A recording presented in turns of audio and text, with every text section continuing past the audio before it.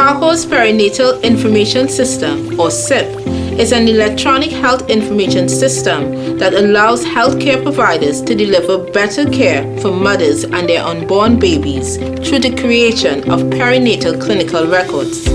The mother's information is entered into the clinical record throughout her pregnancy, starting with her very first visit to the antenatal clinic until the birth, when she and her baby are discharged from the healthcare facility. The perinatal clinical record is secure and is easily available in hard copy or via electronic devices. SIP also allows healthcare workers to collect data on important health and social indicators. The system also generates reports that are easily analyzed to identify gaps and trends. Additionally, SIP can be linked to any other electronic database existing in a health facility or institution with the country. SIP is available for free to all PAHO member countries. 22 countries are already using SIP to help fulfill their commitments to the health of mothers and newborns. The better and more accessible the information, the better healthcare will be. SIP is a solution to generate and access comprehensive perinatal clinical records.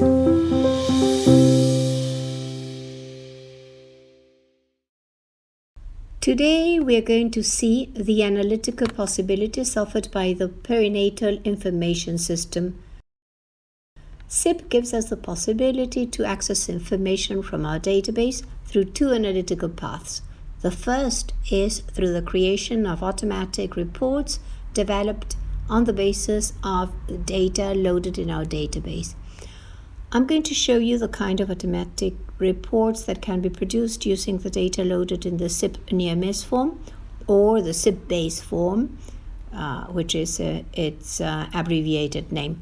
And we'll discuss a couple of issues. So we need to go to the menu, that is the three lines under the globe, and click on reports. The first report that appears is the one on basic statistics. When the database has a large number of cases, the procedure may take a few minutes. Here you see the report that has already been issued. And this basic statistics report gives us information on perinatal indicators, pregnancy characteristics and pregnancy-related conditions, obstetric history, quality of pregnancy control, vaccinated women, when the controls were performed, if they included the VRL testing, if they ordered an HIV screening test, etc. Then characteristics of the onset and outcome of labor and data on the newborn. It is important to consider that the report will be based on the total amount of information available in SIP. That's to say, if you want to know the basic statistics corresponding to the births that occurred at your facilities, you should first apply a filter. So, let's see. Let us set this filter and ask for a basic statistics report only to include births, applying the following selection. So here you have the filters.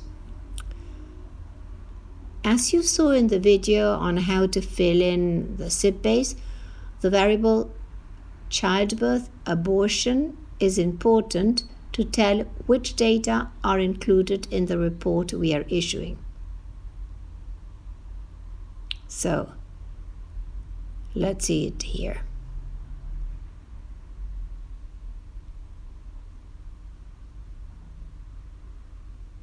I'm going to show you the birth abortion variable in the SIP base form.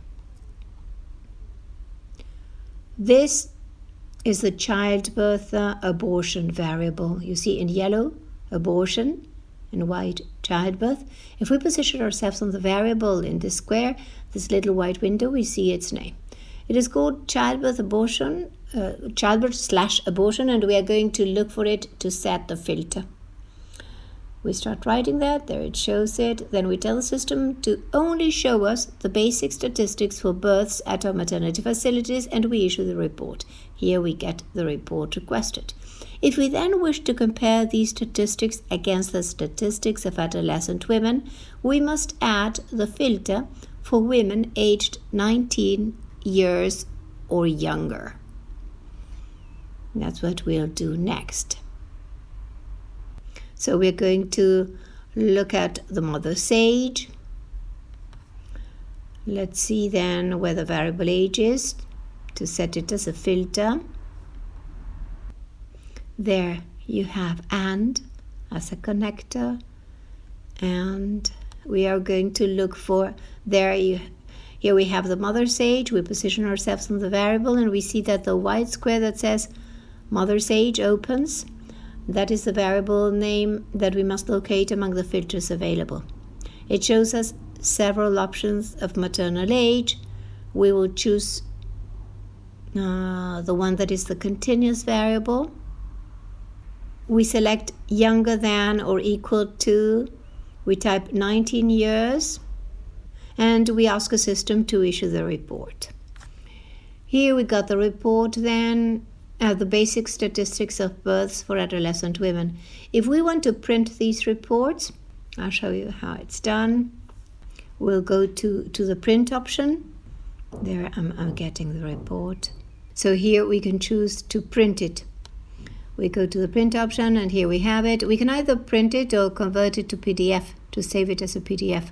Now let's see the next option available for reporting. For this, we are going to remove the mother's age filter. We're going to leave the births filter, and we're going to ask a system to show us the Robson's indicators report. So let's look for Robson indicators. Here you have the Robson indicators report. It provides a total number of women in each of Robson's groups, the number of cesarean sections in each group, the relative group size, that is the total number of women in group 1 over the total number of women in the database, then the cesarean section rate per group, and finally the contribution of each group to the overall cesarean section rate. Finally, we're going to see the report of indicators for near miss. And to that end, we're going to remove the filter of childbirth and abortion. So we're going to remove this filter because we may want to see the indicators of near miss for all women treated at the center, regardless of whether they are childbirths or deliveries, cesarean sections or abortions, and we request a report. This report shows us the calculation of extremely serious maternal morbidity ratio, the mortality index, the near miss, maternal mortality ratio, and the criterion over case ratio. Now let's see the second way we can conduct the analysis.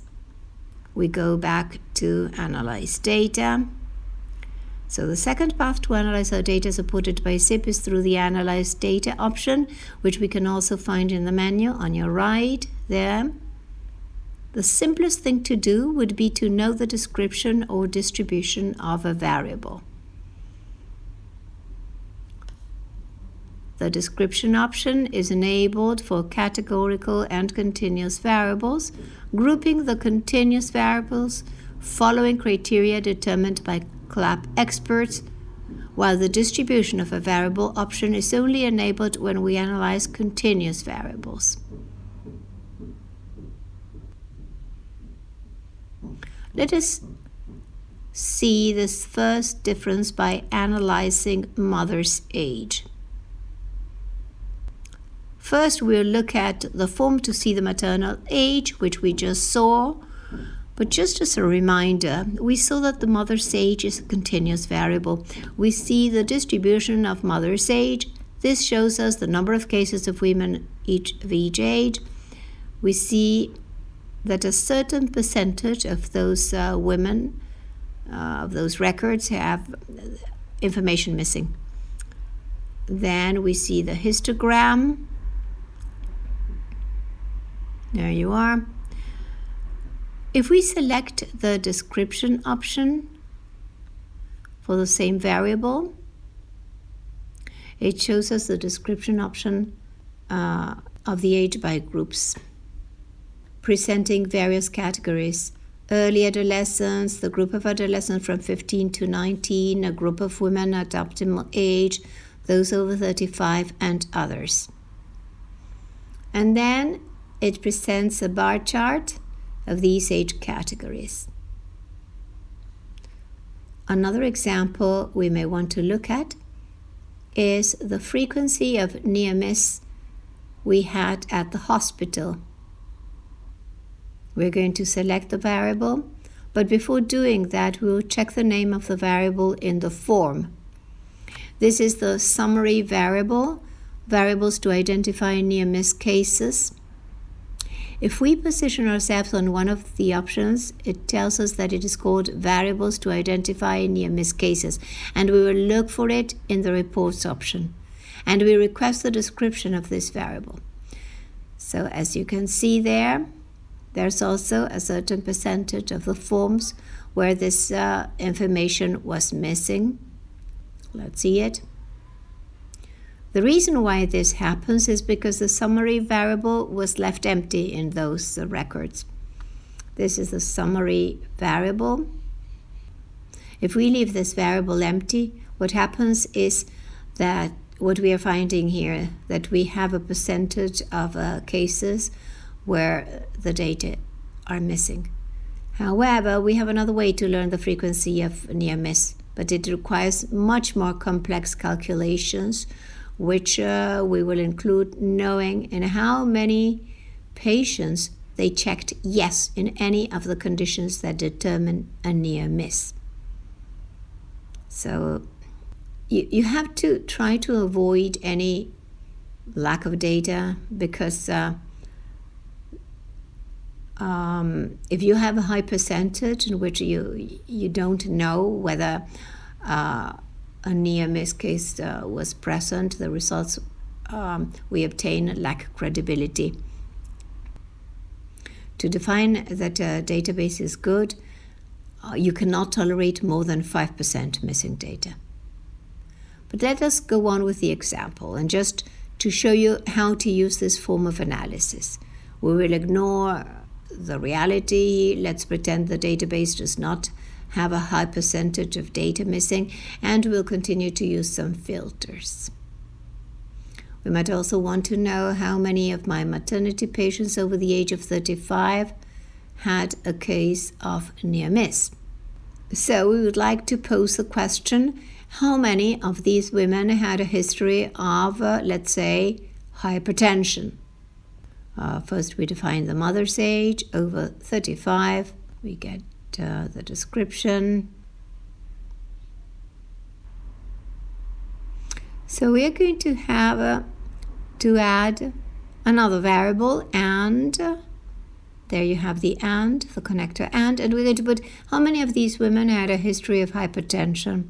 To answer that, we must activate this other filter, clicking on this button with a green arrow, and here it displays the filters back, and we'll then look at the variable history of hypertension. Personal history of hypertension is in the first section, and it is called history of hypertension, and personal is in parentheses. Let's look for it then among the filters, and we ask for the description of this item. This item shows us that we have a certain number of women over the age of 35 and with a history of hypertension. That is, they comply with the two criteria. They meet the two criteria, and some of them had a case of near miss. But it's a low percentage in the database. Well, we must always remember that we have this problem of the lack of data. And here we see the bar graph. Finally, we may want to know how many patients older than 35 with history of hypertension or with preeclampsia or eclampsia had a case of near miss. What I'm going to do is to look up the name of the variables, history of preeclampsia and eclampsia, and we're going to add them to our criteria. History of preeclampsia, this is what it is called, and the variable eclampsia is called history of eclampsia, with the word personal in parentheses. Let's look for them. And we draw the description of the variable. Here we obtain the description of how many women had a maternal age over 35, that is, how many women were older than 35, and had a history of hypertension and a history of eclampsia and a history of preeclampsia. That gives us a total number which none of which had a variable to identify cases of near miss. But here there's something that we must take into account, the use of connectors. By connectors, we mean the words and or.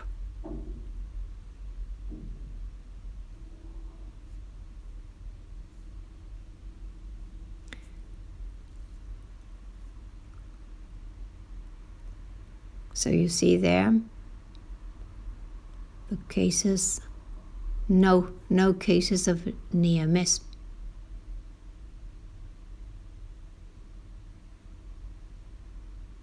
So going back to the connectors, you see that here in all the cases we used and, but we can also use or, because here by default the criteria were added using and.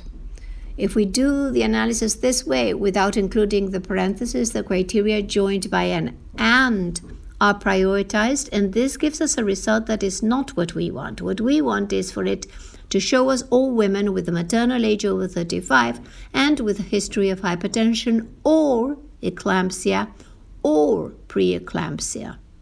So we have to reformulate these filters. And this is how we will do it. With this little button that draws a parenthesis and 3 dots, we're going to give logic to our request. So first we have the mother's age. That's the first filter that we apply. We request it to include another criterion with a green button, and since from here on the criteria that we include are going to be linked through the connector or, we will include a parenthesis before including the first criterion that we intend to connect. Now we change and put or.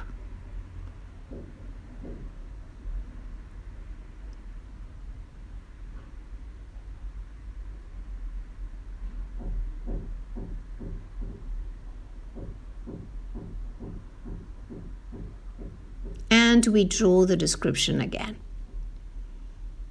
Well, by doing this, we found that there is a number of women over the age of 35 who had a history of preeclampsia or eclampsia or hypertension, and some of them had a near miss. Here's the bar chart. With this explanation, we cover the possibilities of analysis offered by the SIP+, and if you wish to practice, you can access the database with test cases through the link and credentials that I will leave you below. Thanks a lot.